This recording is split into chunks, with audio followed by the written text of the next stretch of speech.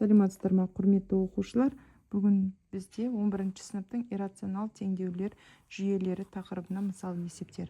Мысалы, мынандай есеп берілсін. Түбір астында x қосу 2, жақшаның сыртында оның квадраты тең x.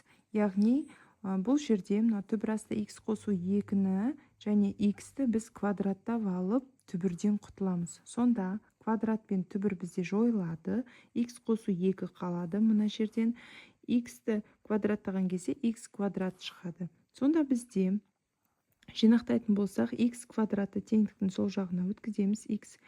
x квадрат минус x минус 2 тең 0 болады екен. Бұл бізде квадрат теңдеуге келіп тұр. Осы жерден біз дискриминант арқылы өрнектейміз. Яғни дискриминанттың формуласы b квадрат минус 4ac. Бізде b квадраттың орнында минус 1 тұр. Минус 1 квадрат, минус 4 көбейту 1, көбейту минус 2. Тең дискриминант бізде, яғни түбір 9 шығады. 9-ды түбірден шығаратын болсақ, 3 шығады. x1-ді табатын болсақ, 1 минус 3 бөлімінде 2. Сонда минус 3-тен 1-дің жауабы минус 2 бөлімінде 2. x1-міз минус 1-ге тең. x2-міз 1 қосу 3 бөлімінде 2.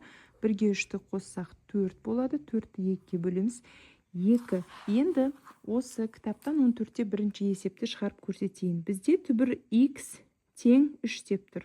Бұл жерде біз түбірден құтылу үшін квадраттаймыз теңдіктің екі жағында. Сонда x-ті квадраттайтын болсақ, x шығады, түбірден құтыламыз, 3-тің квадраты 9-ға шығады. Екінші есебінде бізде былай берген. Түбір астында x минус 3 тең 2 деп тұр. Яғни түбірден құтылу үшін біз теңдіктің екі жағында квадраттаймыз. Сонда бізде түбірден құтыламыз, x минус 3 шығады, 2-нің квадраты 4 шығады. Осы жерде осы өрнекті орындаған кезде x тең дейміз, 4 минус 3 теңдіктің ар жағында қосу 3 деп барады да, x тең 7-ге тең болады екен. Келесі түбір асты x тең 2 минус x деген өрнекті шығаратын болсақ, теңдіктің екі жағында квадраттаймыз, сонда түбірден құтыламыз. Түбір асты x-ті квадраттайтын болсақ, x шығады.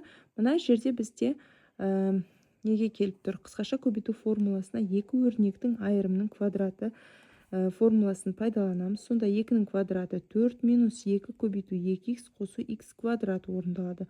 Осы теңдікті шығаратын болсақ, барлық өрнекті теңдіктің сол жағына өткізіп, 0-ге теңестіреміз. Сонда осындай квадрат теңдеу арқылы шығарады екенбіз. Осы есептің төртіншісін көрсететін болсам, яғни осындай өрнек берілген, бұны квадраттаймыз, сонда түбірден құтыламыз, x минус 2 шығады.